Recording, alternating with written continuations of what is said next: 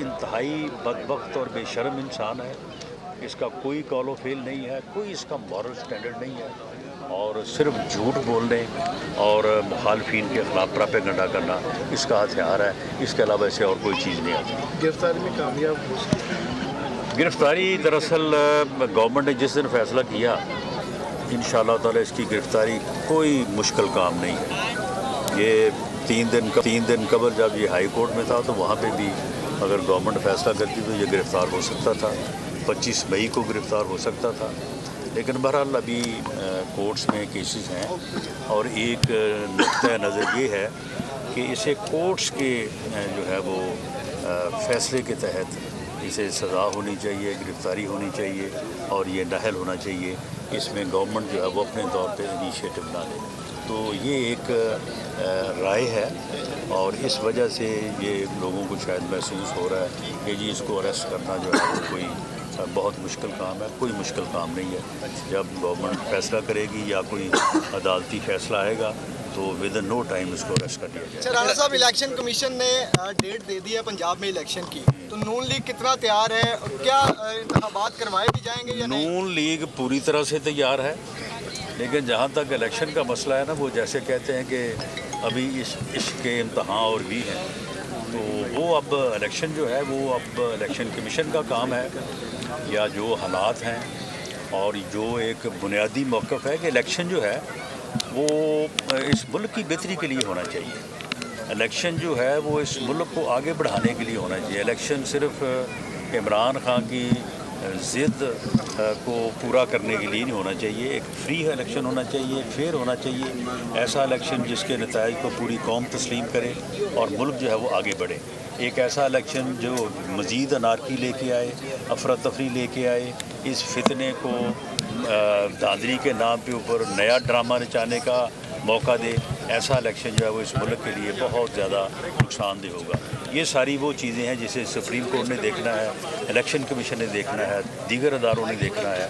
اس کے بعد جو فیصلہ کریں, پاکستان مسلم لیگ نون ایک سیاسی جماعت کے طور پہ ہر فیصلے کو قبول کرنے اور ہر فیصلے کے ساتھ چلنے کے لیے. رانا صاحب, پی ٹی آئی کہہ رہی ہے کہ پہنچ گئی ہیں لاہور میں, تو کیا یہ حکومتی فیصلے کے بغیر پہنچ گئی ہے؟ اچھا, پی ٹی آئی کہہ رہی ہے کہ ان کو عمران خان کی گرفتاری کے لیے لاہور پہنچ گئی. بھائی پولیس جو ہے وہ عدالت کا آرڈر لے کے پہنچی ہے, وہ کوئی حکومت کا آرڈر لے کے نہیں پہنچی. کی جانب سے گرفتار نہیں کرنے دیا گیا, کیا لاہے عمل اختیار کیا جائے گا؟ وہ صرف عدالتی حکم کی تعمیل کو جو ہے وہ ثابت کرنے کے لیے پولیس وہاں پہ آئی ہے, اور اگر ہر قیمت پہ گرفتار کرنا ہوتا تو وہ کارکن رکاوٹ نہیں بن سکتے جو برگر انہوں نے وہاں پہ بٹھائے ہوئے ہیں.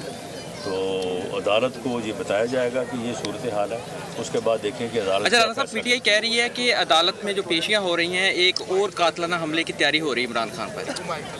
دیکھیں, اس کے اوپر کہ پہلے بھی جو وہ قاتلانہ حملے کی سٹوری بیان کر رہا ہے وہ جھوٹ ہے. اب کل سنا ہے کہ خود ہی اس نے کہا کہ میں نے جن کے اوپر الزام لگایا میں ان کو معاف کرنے کو تیار ہوں, حالانکہ اس سے معافی کسی نے مانگی نہیں ہے. اس کا الزام ہی بنیادی طور پہ جو ہے وہ غلط تھا. کوئی اس کے اوپر قاتلانہ حملے کا معاملہ نہیں ہے.